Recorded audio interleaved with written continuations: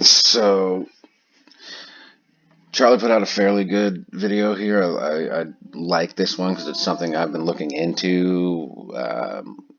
Where he's like, well, it makes him think that they've been using the kill switch for something else. Well, they have been. It's what I've been showing you with these crazy fucking bid-ask spreads, these crazy-ass quotes for options and shit on different exchanges. And it looks like they've been using it to generate fucking significant profit from premiums.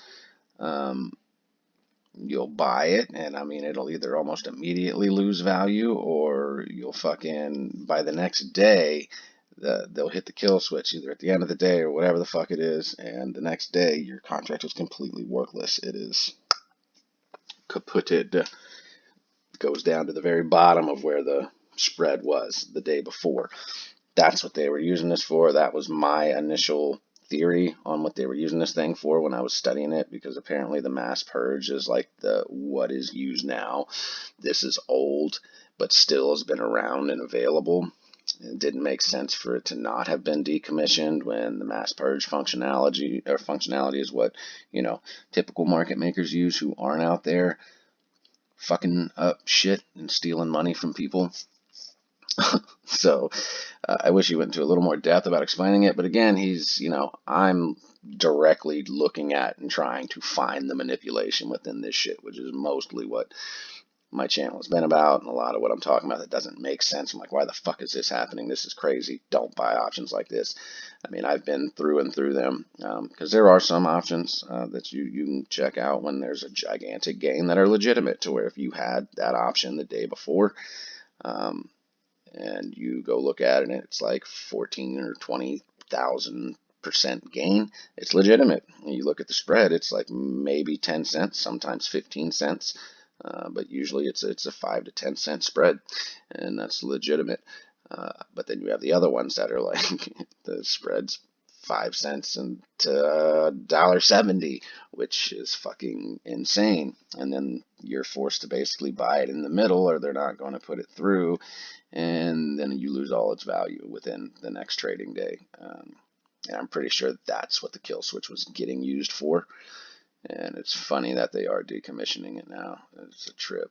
But yeah, check this out. Again, think I'm kidding when I tell you, if this bitch ends between 38 and 39 today, they know they have a fucking problem. This is not day traders here. This wasn't no sell limit set. It didn't even hit 38. They let that bitch go within 10 cents, and they'd short that motherfucker down. Short it now. Like it will be a very bad week for them.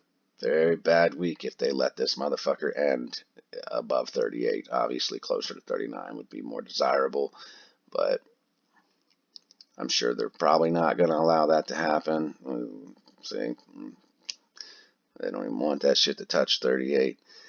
Be a very bad look for them. So I think we're going to be looking more towards, we don't want 40. They do not want fucking 40 for sure. But I still think they're trying to make that move to prevent 35 from happening.